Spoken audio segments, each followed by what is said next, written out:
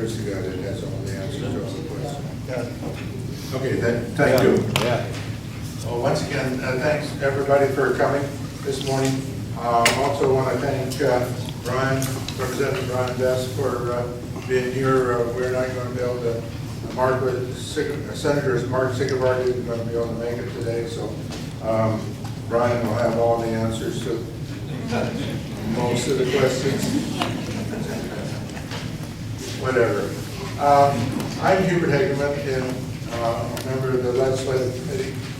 And so with that, and then I want to thank the conservation for the having us here and having the donuts and coffee.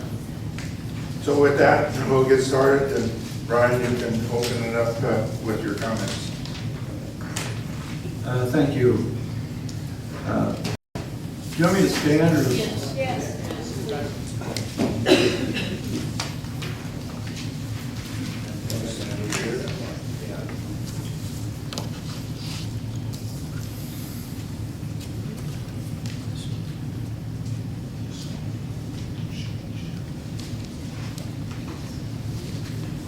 Thanks for coming, everybody. It's good to see you all. I don't think there's any doubt that a good portion of our time will probably be talking about Chapter 20 and collective bargaining. So I want to go ahead and just read from the prepared statement that I made. I'm not always the most articulate person in the world, and there's some points that I really think that are important to make this morning. So I'll go ahead and read this. A week ago Thursday, I and my colleagues voted on one of the most controversial pieces of legislation to come up in the State House in a number of years. That's collective bargaining. I received hundreds of emails and phone calls leading up to this vote. I can say that it's been a very difficult week in a lot of ways, because there's people that live in this district that I have a lot of admiration for and respect for. My daughter is a teacher. There's a lot of teachers in this community that I believe are very upset with me right now, and probably some EMS folks too. DOT workers, a lot of people were affected by this. Just let me say this. I do respect the folks in this district, but this law affects teachers, EMS, DOT workers. One of the primary reasons I voted in favor of this bill is this. Under the old collective bargaining system, an arbitrator was required to look at the ability of a public school system to raise available taxes. I didn't believe that was fair.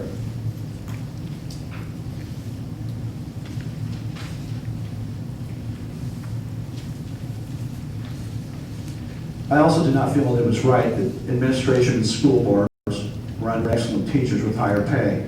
Everybody was paid at exactly the same rate when raises came about. What this bill does is it shifts some of the control to local elected officials, i.e. school boards, administration, and county supervisors to bargain. But remember this. They have every incentive to bargain fairly. They want the best possible school systems they can have. At the county level, they want qualified EMS workers, because it's in the greater good. They have every incentive to work with these people, because they realize without fair pay, quality cannot be achieved.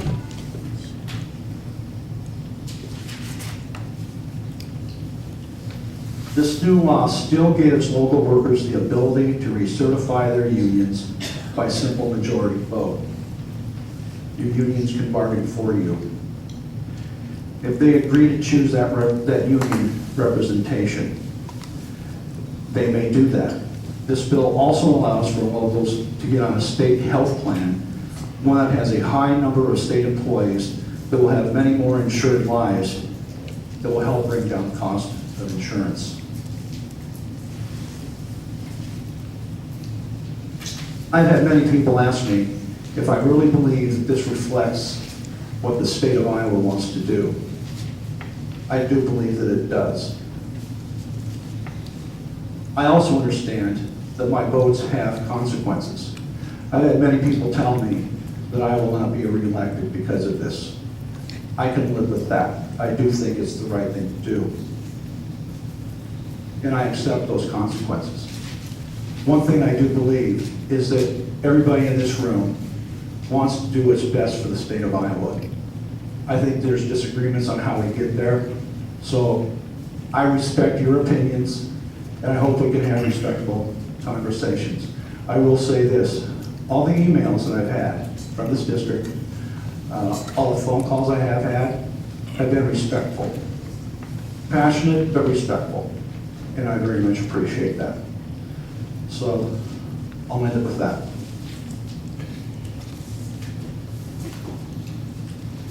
Will you take questions now on that topic? I think we will take questions, but I think we're gonna go ahead and do the, We'll go with the questions that were put together by the committee.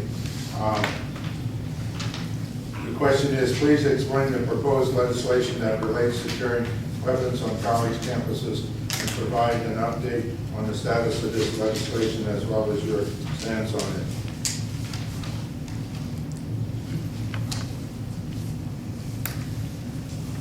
I was told, and I don't know where this will end up, but I do believe that they're looking at college campuses very carefully, and I was told by the person who is bringing the Second Amendment bill, who's authoring the bill, that they will be making a fix to that issue. And so my assumption is that they're probably going to back down on that a little bit with the two-way crowdings. So to the best of my knowledge, that is being looked at very carefully. And I would be for limiting it a little bit so it doesn't go onto college campuses, schools, things like that.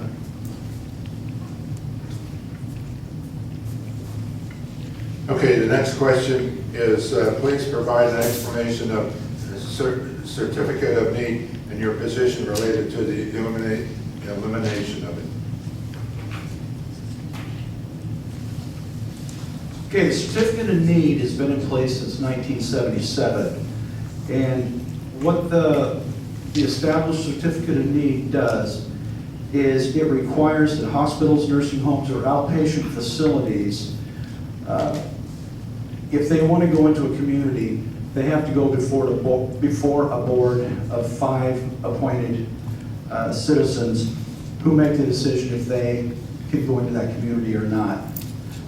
Right now, if you would have to purchase $1.5 million worth of equipment to go into an area, that would require you to go before the Certificate of Need Board. My feeling on certificate of need is that it is needed, especially in rural areas. There's a lot of talk from the governor right now about repealing certificate of need, and I think it would have a very detrimental effect. One thing that it would do that I'm really concerned about is if a big for-profit company wanted to come in and just cherry pick all the things that are profitable, you would leave hospitals like Audubon, St. Anthony's here in Carroll, and Manning in a tough situation, because these hospitals have to take on all the patients that come through, whether they be private insurance, if they be Medicaid, or whatever. And some of these insurances don't, their payments are pretty low. And so what you'd have is you'd have the cherry picking of these companies coming in, taking the highest profits, and leaving these local county and St. Anthony Hospital left with whatever is left over, which is non-profitable items. And so I'm very much in favor of keeping certificate of need in place. A bill was introduced by the governor this past week, and that'll be going before a subcommittee. What that bill did actually was repeal certificate of need, and as well, it also delicensed many of the licenses that we have in the state of Iowa, which are there to protect the public. And so the certificate of need bill that the governor has put before us right now, I would not be in favor of.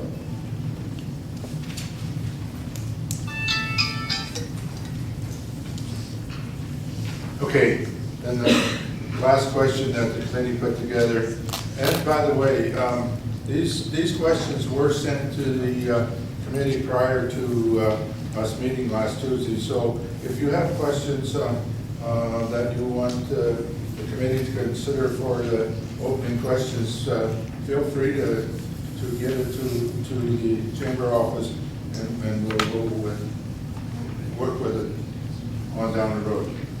Okay, the last question, please provide a summary of education savings accounts as well as your position.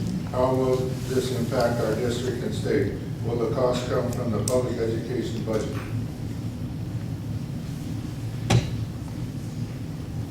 As far as ESAs are concerned, it's hard for me to state right now where I'm at because there's really nothing to look at as far as bills. ESAs, I think the term ESAs to me meant education savings accounts. An education savings account, to my mind, means that you could have some tax advantages that would help you put your child through a private school. I think the bigger discussion right now is nationwide and how that's going to affect what states can do. One thing I can tell you is that if this would go to a voucher system, what it would mean is about $220 million of extra money that the state would have to come in to support this. I think that's a huge lift. And I've always said publicly that I'm in favor of doing something to help those folks that send their kids to Kemper. At the same time, I realize that it's a very much of a tightrope because when you ask the question, will this cost come from the public education budget? It's a zero-sum game. And so, I mean, obviously, I think it has to affect all the states, our budget, including the public schools. This year, because of the appropriation, we've had to do some things that I wasn't happy about with public safety, judicial, and those types of things too. So I think at this point, where I see coming from the State House is I would be surprised if ESAs, to be honest with you, are even taken up this year because of the fact that we are, when you give public schools 1.111 increase, ESAs are going to be very hard to float down there. So that's where I'm at.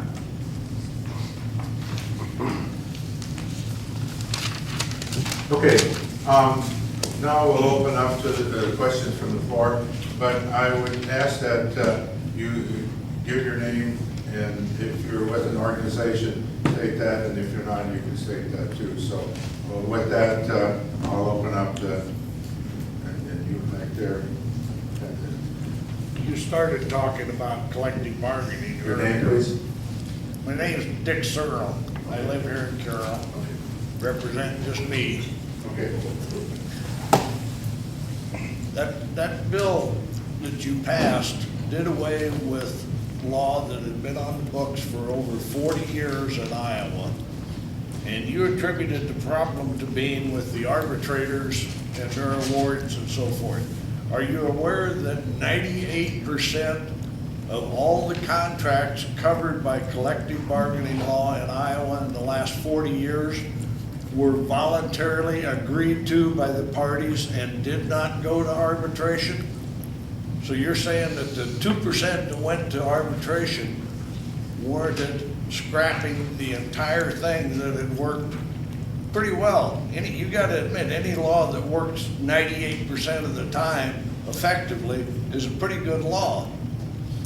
You scrap the whole thing because of a perceived problem with 2% of the contracts.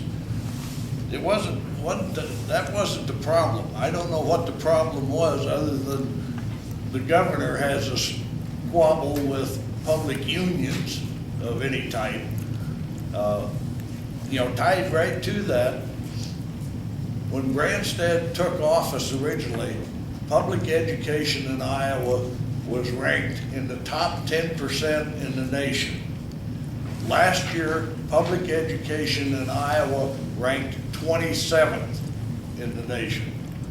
That's a considerable drop due to underfunding of education on a consistent basis. And education is our kids. That's our future. If we've got a bunch of dummies running around out here, we're in trouble. We need to educate these kids as well as we possibly can. I just don't agree with what the legislature did.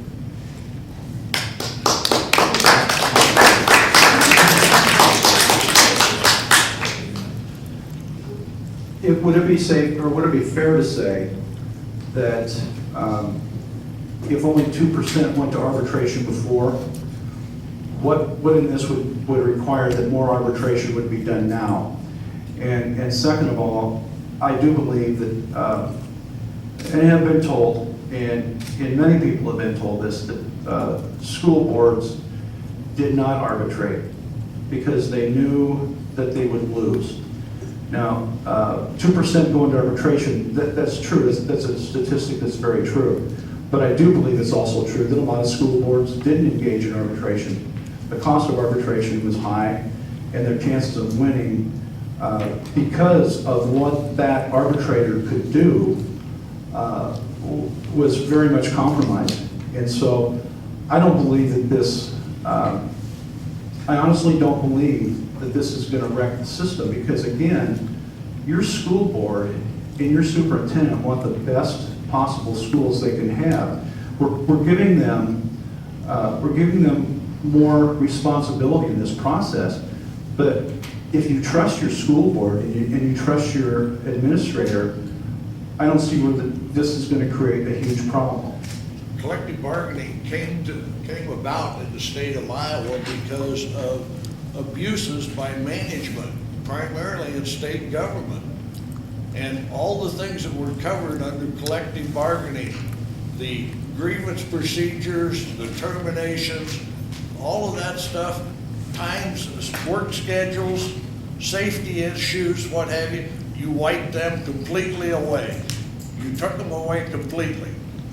Okay, the grievance procedures have been put back on the board for something that could be, it was taken off the mandatory list. So, I mean, I think the grievance procedure, and health insurance is off the board too, I understand that.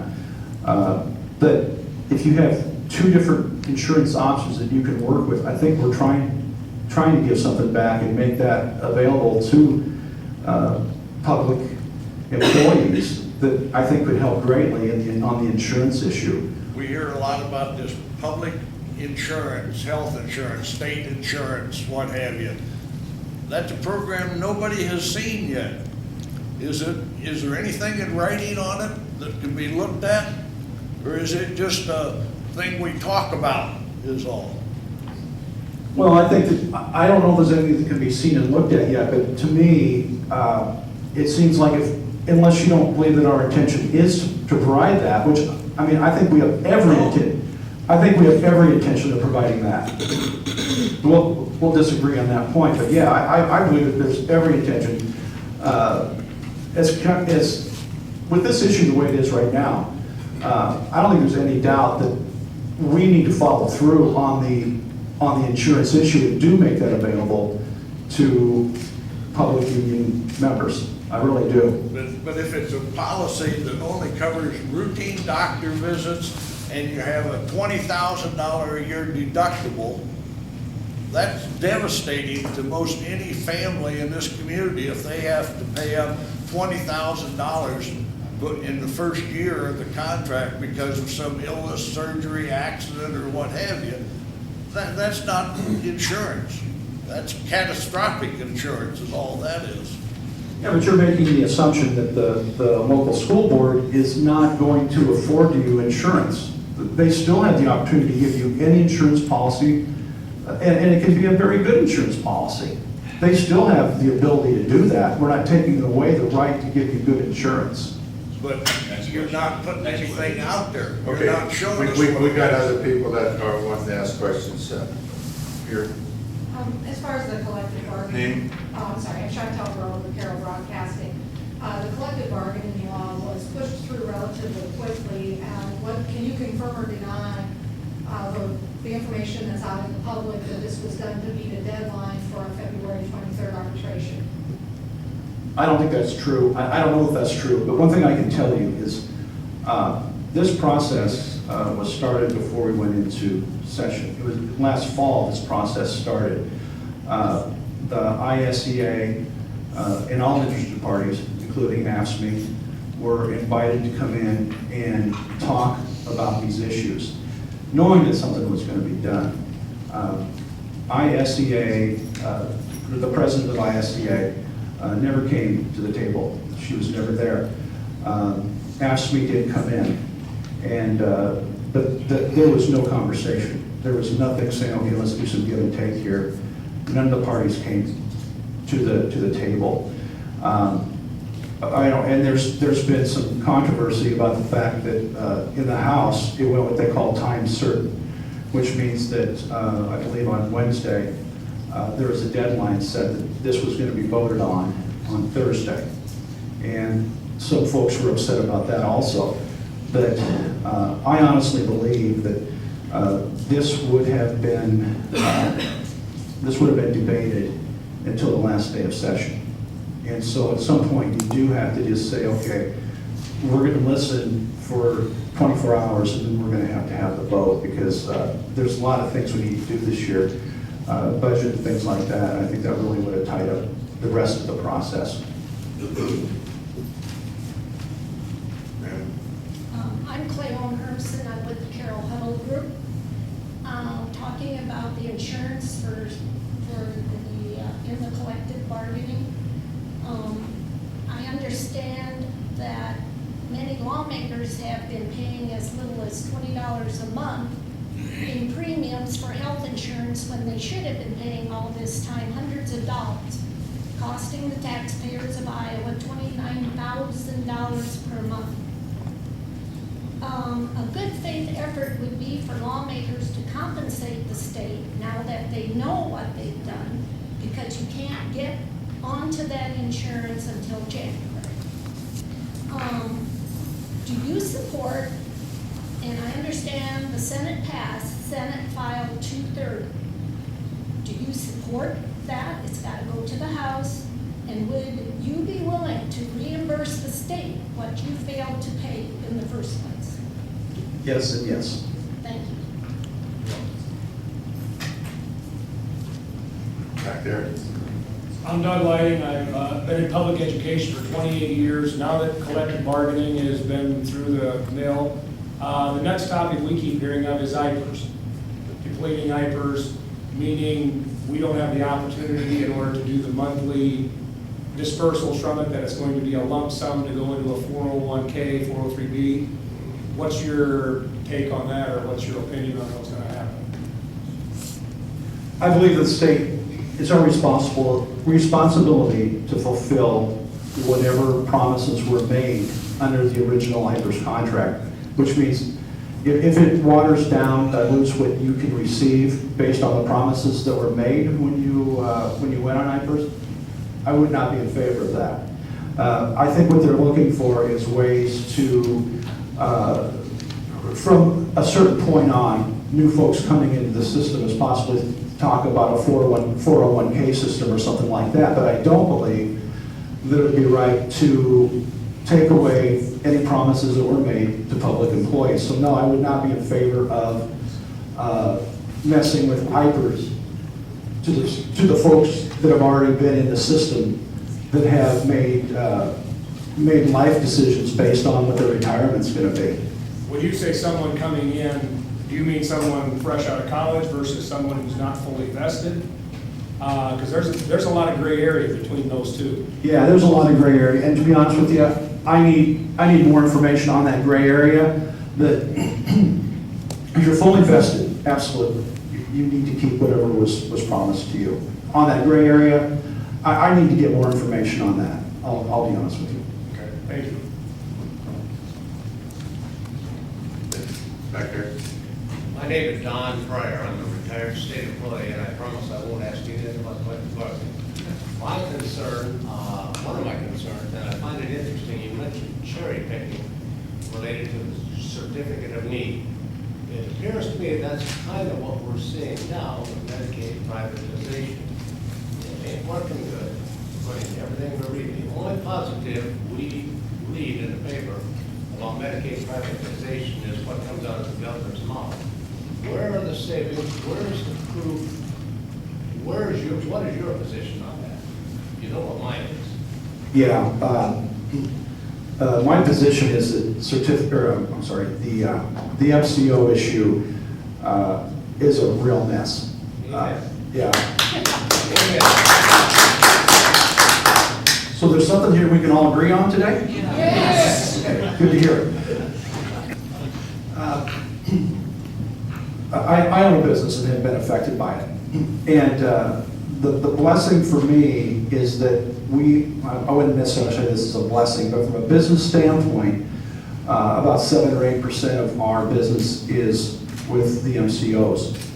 I can tell you that my wife, who works for the business and is the one who has to collect the money, is spending 50% of her time trying to collect 8% of our collections.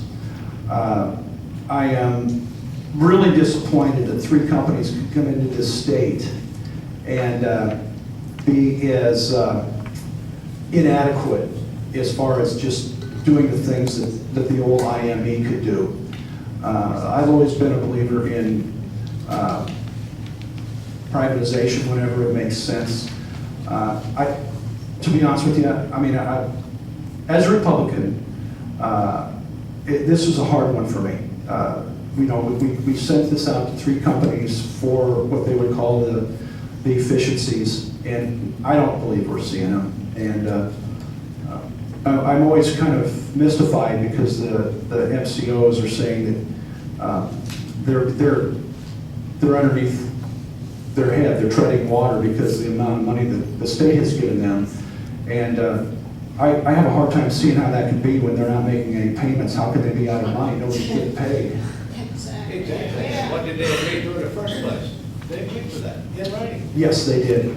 And I believe that, on both sides of the aisle, the Republicans who have tended to want to defend it we're all gonna have to come to the table and say, folks, you need to start paying the bills because it's hurting. Exactly. It's hurting the ability for people to get in the system, and it's hurting what you would call the providers of service who can't get paid.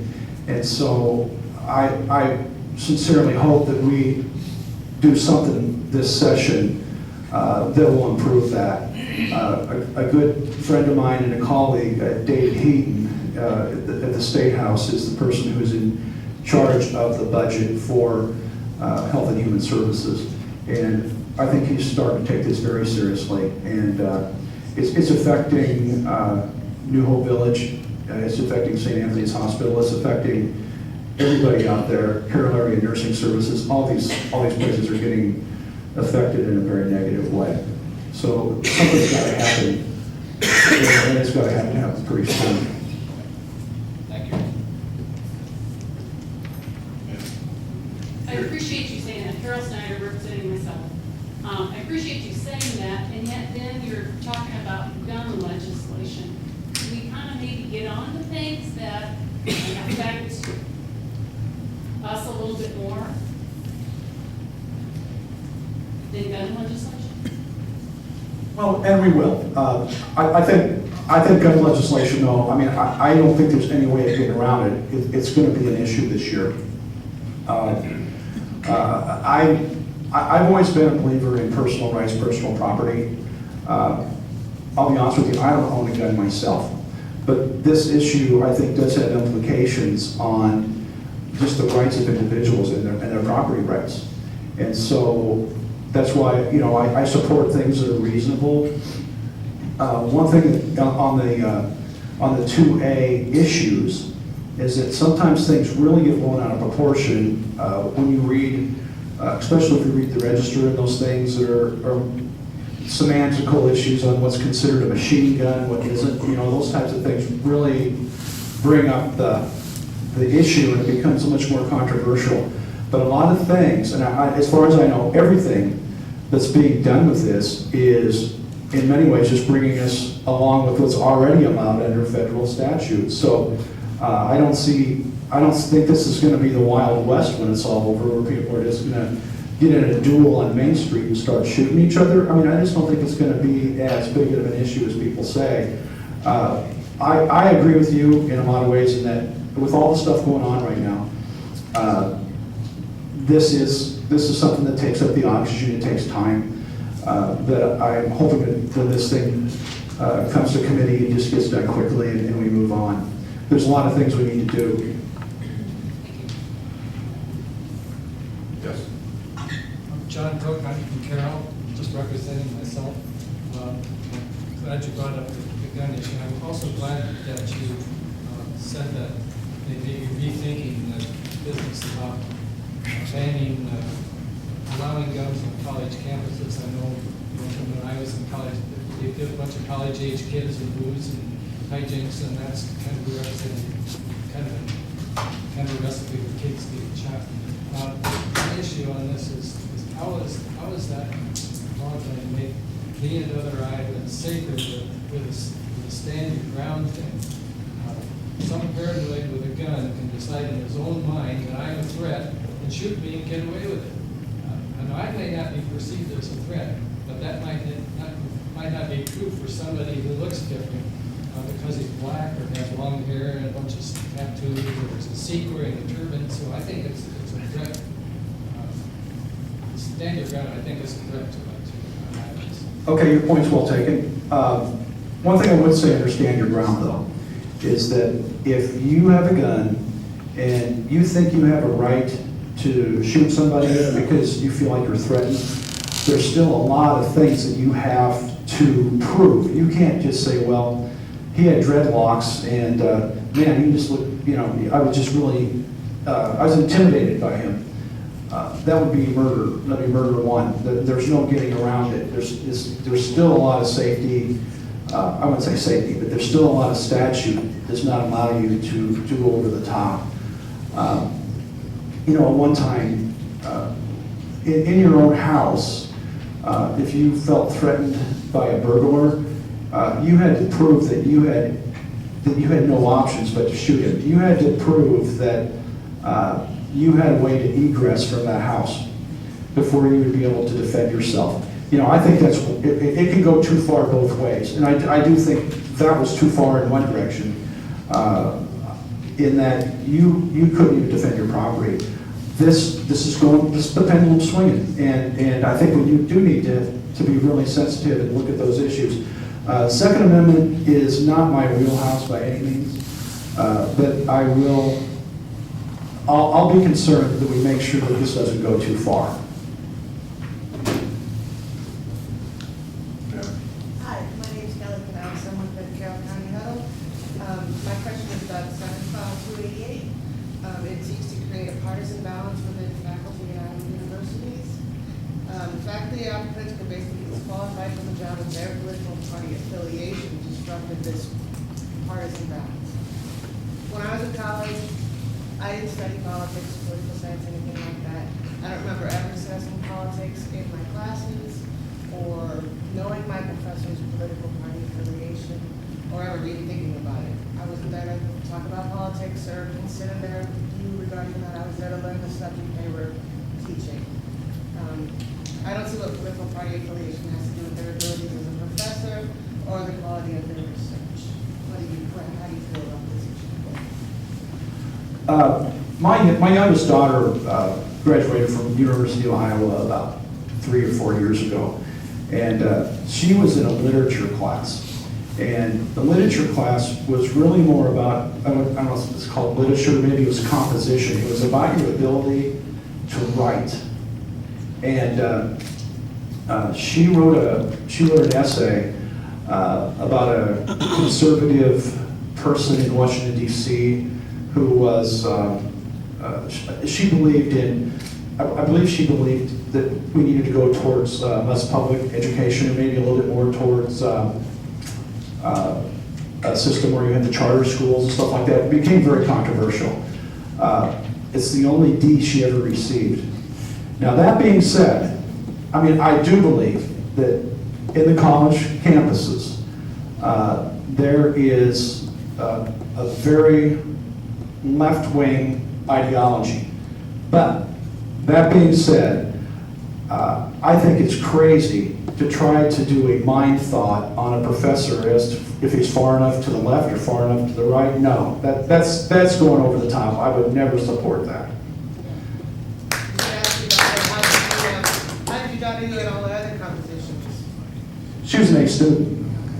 Yeah, and you know, we're all human, and so professors, you know, myself, I mean, I think if you are trying to judge a person, sometimes what would be their ideology comes into play, and maybe you go, and I believe that professor made a mistake, but every parent supports his daughter.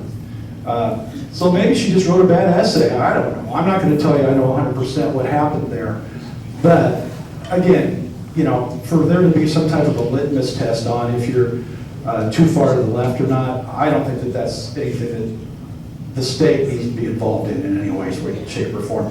This is the same person who had a bill that would allow you to sue your doctor if you had an abortion and decided that you'd made the wrong decision. You could come back and so, I mean, sometimes there's some guys down there on both sides that sometimes they get a little crazy on some of the things that they want to do, and so sometimes we just kind of roll our eyes and say, okay, he made the paper, he got something in the Des Moines Register. So you don't think it's going to go anywhere? No, I honestly don't think it has any chances of going anywhere. No, I don't think it's even going to come over to the House. Ma'am, back there. I just want, Stacy Tanyas representing myself. I'd like a little bit more education on the ESA. I know you briefly discussed it earlier. I am a firm advocate that this would actually help children or help parents make great choices on behalf of their children, because they'd be able to utilize funding if their child was special needs or if they wanted to homeschool, and then also be able to provide more faith-based in our communities in rural Iowa. I want to understand a little bit more as to why you don't feel that this is a benefit to the communities in Iowa. ESAs? Yep. Yeah, well, I think it is a benefit. My concern is that we are walking a very thin rope here between, we have to support public school, and I believe we have to support private education, and I've always said that I was in favor of that. I'm just saying, in a tight budget year, it's going to be a very hard lift to get this thing going anywhere, because there's no extra money available. I think some type of an account where you could maybe write off some of your expenses for going to a Catholic school, or I shouldn't say Catholic, a private school, should be considered. And also what I said is, you know, with a full-blown voucher system that follows the student, I just think that's going to be a very tough lift in Iowa overall. But that being said, again, I think federal government, I believe, because there's so much interest on the federal level, I believe they're going to set some standards that the states are probably going to have to follow one way or the other. This is very hard for me. I support the ability to send your student where you want to, or your child where you want to, because you pay property taxes also, and that's a fair statement. But I don't want to see small schools hurt by it either. I mean, I don't want to see Linden Ralston have to close its doors or Coon Rapids because some of those students went somewhere else. So it's a balancing act, and it's one that is just going to be very hard to solve. So that's where I'm at on it. It's very conflicting. Just to follow up on the Name, please. Frank Harmson, just myself. Follow up on the ESA, you talked about, mentioned twice that you think it's going to be done by the federal government, and yet Senator Grassley said at a town hall this week that there's no way the federal government is going to do ESA. So what makes you think otherwise? That's what I'm hearing. I mean, I think that's conflicting. And maybe Senator Grassley knows more than I do, but when I brought this up, well, he's a smart guy, he probably does know more than I do, but on this issue, I'm just going to say that I talked to who is the head of the education, he's the chairman at the state level about this, and this is what he believes, that this will be something that might be taken up at the federal level. And that's really all I know about it at this point, as far as how federal issues might affect the state. That's all I can tell you. Hi, I'm Neil Bach. I'm a resident of Carroll, Iowa. I'm speaking for myself today. I spent over a decade as a federal employee where my salary is based upon my years of service, as was my colleagues. And it was quite obvious to me that although the job security is great, there have been incentives that determine your salary as opposed to your years of service. We've all been better employees, given better service to the public. So my question in regards to Chapter 20, do you feel these changes in Chapter 20 will reward the public with better people, better workers, or do you think there's a risk by losing some of the top employees who are maybe unionized? Well, I guess my gut tells me that if you're a really good employee, and if you're a teacher or if you're a public worker, you shouldn't be threatened by this because you're the one that's probably going to come out the best, because if you are really excellent at what you do, you have the ability to earn a higher wage for your boss to say, hey, you know, we're not going to give everybody the same raise. We're going to give you extra because of the job that you're doing. So I would think it would be better in the long run, and that's another reason why I voted for it.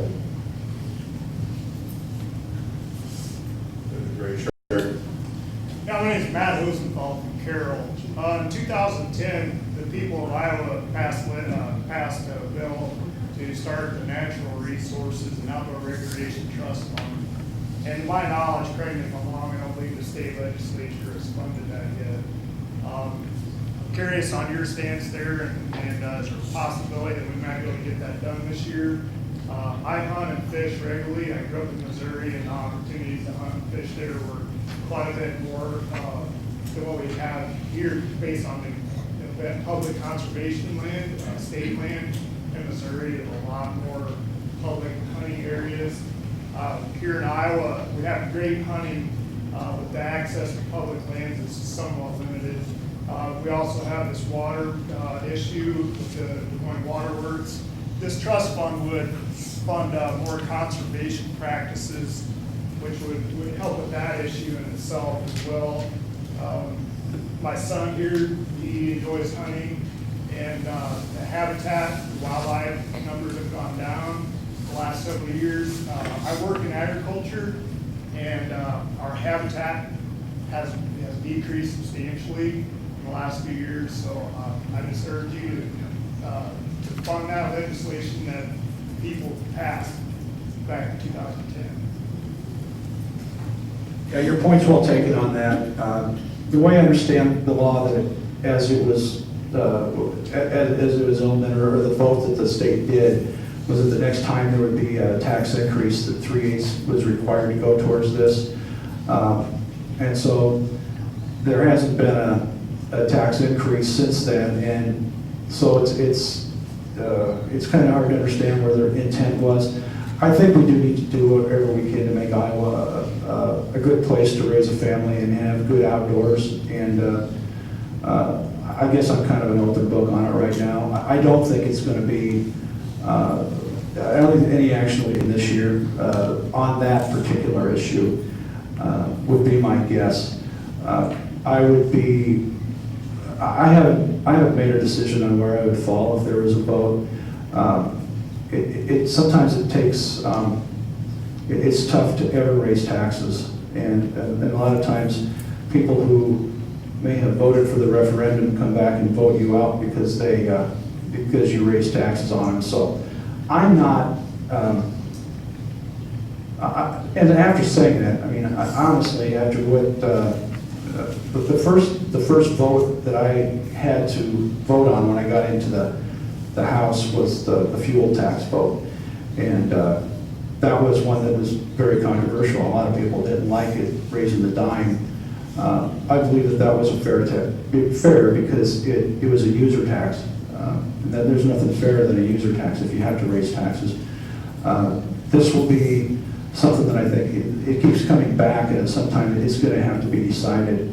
And I'd say next year it may very well gain some legs. I'm not sure where it's at right now, to be honest with you, though, as of this year. Yeah. My name is Deb Julie, and I'm with the Carroll County Huddle. And my concern is with House File 60. It involves the texting and driving bill. I'd like to know what your stand is on that. And then also included there, the fine for that is $30. My concern is that a deterrent? You know, if you're driving and you don't wear a seatbelt, that's a $50 fine. But if you're going to be texting, and you're only going to harm yourself if you're not wearing your seatbelt. If you're texting and driving or receiving a text, whatever it is, and you get an accident, you could kill somebody. So I'm thinking, you know, I'm in favor of this. I think it should be a more of a deterrent. And I think last year we had an increase in motor fatalities also. I just kind of want to hear what you have to say. Yeah, I agree. $30, I think, is it's probably not enough. And one thing that I would also point out, and I think I talked about this last week, I harp on it quite a bit, so I don't mean to bore you with this, but you're 12 times more likely to get in an accident if you were distracted by texting than you are if you're driving drunk. That's how much of this issue is getting to be. And the state patrol and when they investigate accidents, they'll say that it didn't used to be that a lot of accidents were caused by going outside of your lane. There's a lot of reasons for accidents, but some people that really don't even want to admit that they were maybe on their phone, distracted. They know that they probably were, because you just don't drive off your lane into a ditch, or when traffic is stopped, you know, you run into somebody that's in front of you who is completely stopped at 60 miles an hour. Those are the kinds of things that are happening now, and there's no doubt it's causing a lot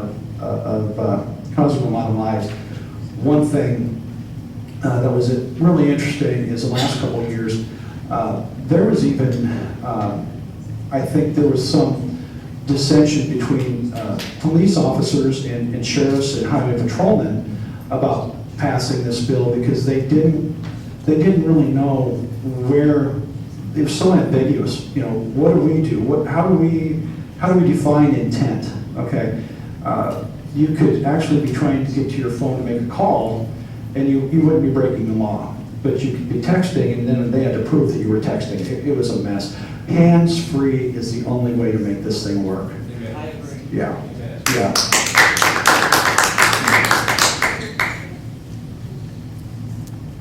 Back there. I'm CJ Niles from Carroll, representing myself, and thank you, Brian, for being here today, and I think Mark Seabrook owes you a steak dinner. And lobster. Okay, both places. You talked about smaller schools, and I guess that's my concern over several issues is the rural, where we all are. And I'm not trying to be them versus us or big versus little, but reality is the rural areas are left short on a few things. And underfunding education, I think, hurts. I mean, you mentioned a couple school districts, we have Coon Rapids Fair, we have our WEVA that, you know, have been in the paper about budgets and that, and it hurts them.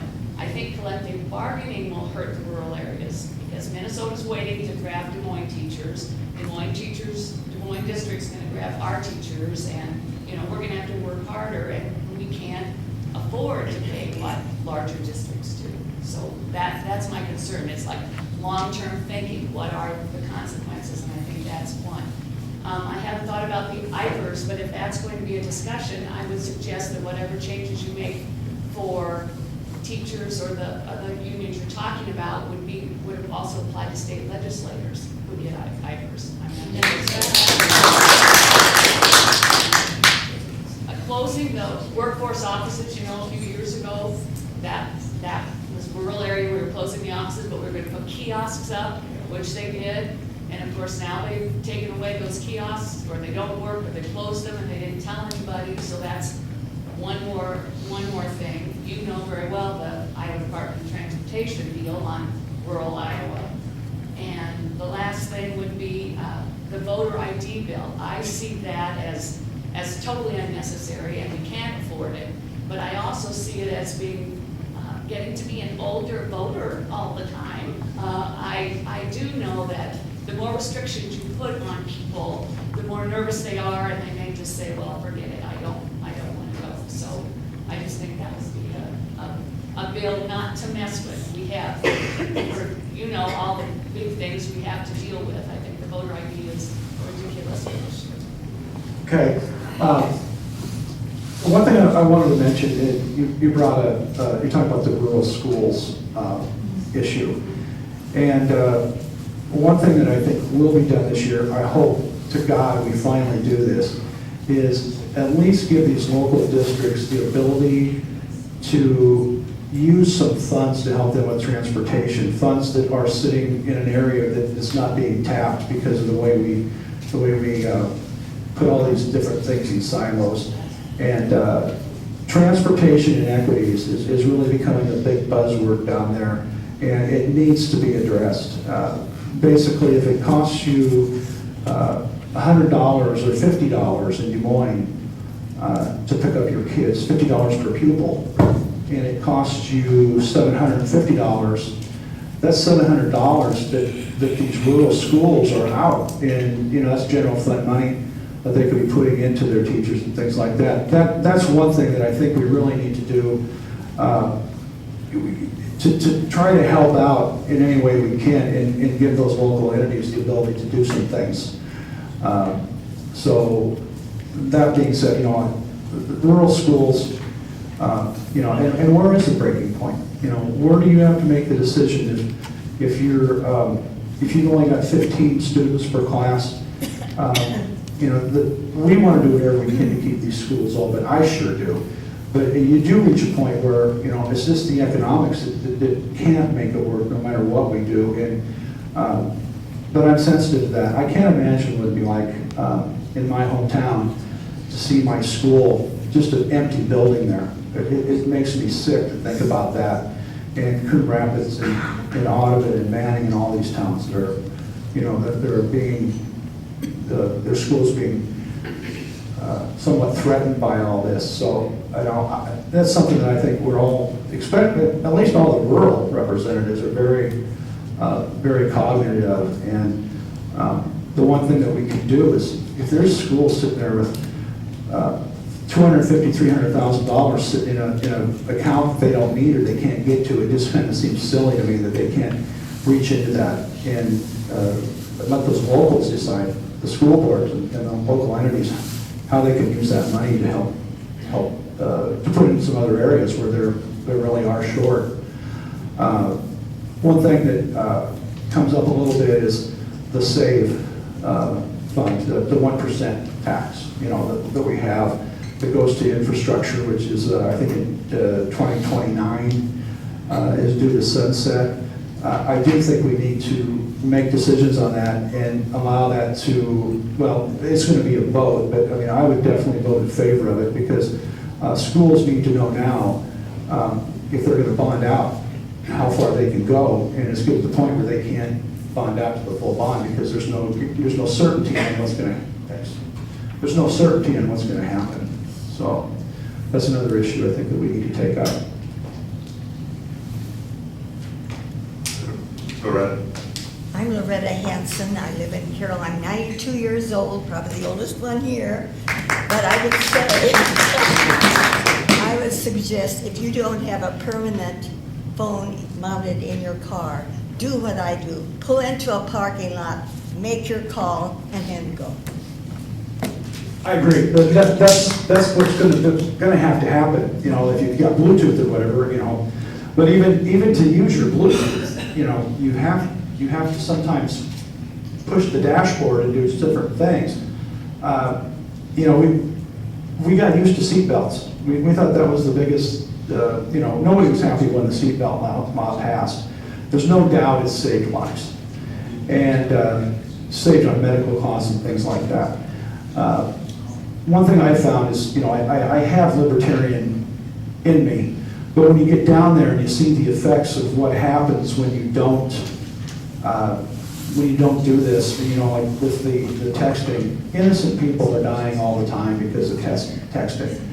And so, or the issue with distracted driving. So one thing I have a little bit of a problem with, though, you know, and we all see this, somebody driving down the road with a dog on their lap, hanging out the window. And so somebody said, okay, then, you know, we have to make it illegal to have a dog in the front seat. Well, at some point, it goes too far. So I'm not in favor of all those different things that some people want to add to the bill, and that's what makes a bill hard to pass, is when all these new amendments come in there, and then, you know, if you have a Big Mac and it's dripping down your shirt as you're driving, you get a ticket for that. You know, at some point, you have to give some personal liberties too. But the hands-free, there's no doubt in my mind that it's going to save many, many lives. Okay, one last question. Just to follow up a little bit, first of all, Your name, please. Lisa Driesman, I'm representing myself, but I'm also an employee at DMAC, I'm an instructor.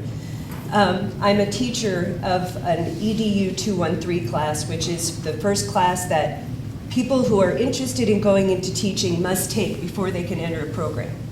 It allows people to explore whether or not that profession is for them. When I first started that class 4 years ago, teaching the class 4 years ago, I had 19 people in my class. 2 years ago, the class didn't go at all. Lack of people enrolling in teacher ed programs. This year, I had 7. Out of that 7, 3 of them expressed interest in continuing in the education program following the class. Hopefully it wasn't due to my teaching. It was more the experience that they had and the reality of what's happening in classrooms. Collective bargaining, the elimination of that. We talk about the coming teacher shortage. My brother is an administrator up in East Sac. That coming shortage is not coming, it is here. We have qualified teachers that are bailing out of the system for a variety of reasons, and there's not people that are filling in those positions. It is impossible, nearly impossible, to find a highly qualified math and science teacher. Vocational arts are going by the wayside in droves, and we're eliminating students that have that ability to go into those programs and make a decent living, which is my second point. There's a bill coming out that the governor has proposed, HSB 138, which is talking about the elimination of licensure requirements for some of these professions, not for teaching, but for things like respiratory therapy, for mental health counselors, for massage therapists, all kinds of things that directly affect the public health and welfare. Brian, you know my personal story when it comes to mental health. Medicine was not enough to save my husband. A mental health counselor might have been able to do that. And to put those vulnerable positions in jeopardy is just plain wrong. I would like to know the reasoning for the bill coming out of the governor's office and what your stance is on that. I don't know the reasoning, Lisa. My stance is that I disagree with the bill, and I've talked to colleagues, and I don't think that there's a whole lot of interest in doing this. We need to have competent people out there doing what they're doing, and this is what's going on now is a protection for the safety of the citizens of the state of Iowa. You probably know, or maybe you don't, I'm a respiratory therapist, so I would be without a license. Sleep technologists who do sleep studies would be without a license. Even a beautician, probably in the public's eye would be probably the least affected by this, but when you go in for a haircut, don't you want to know the person there has had some training so they don't cut the top of your ear off or something? I mean, I wouldn't be good at it, and I wouldn't expect that I would want to go into any place like that and not knowing if there's some proof of being able to do your job. So my stance on it is I will not support it.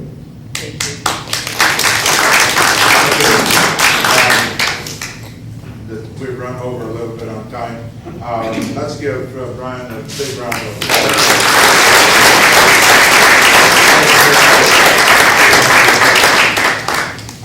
Also, I'd like to thank the Conservation for the use of their room and for the rolls and coffee and juice. Also, my fellow committee group of people, I have trouble if Greg, those, if you want to stand, Trish is back there. Am I missing someone else?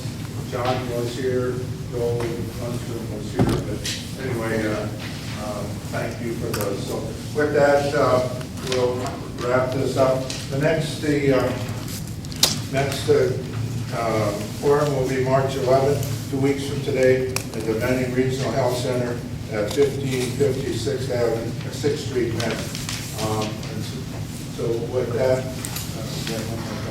Yeah, I just wanted to let everybody know, when this whole thing got started last fall and we were making our schedules, I did tell the board that I would not be able to attend on March 11th. I had already had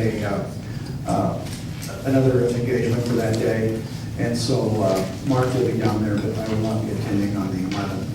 And one thing I just want to say to everybody, I am really proud of my district, and I'm proud of the fact that we're not always on the same page in everything we do. And I appreciate the fact that everything has been respectful. I know that there's dissension. I know there's people that don't think I'm doing the right thing. That I just want to say, in all humility,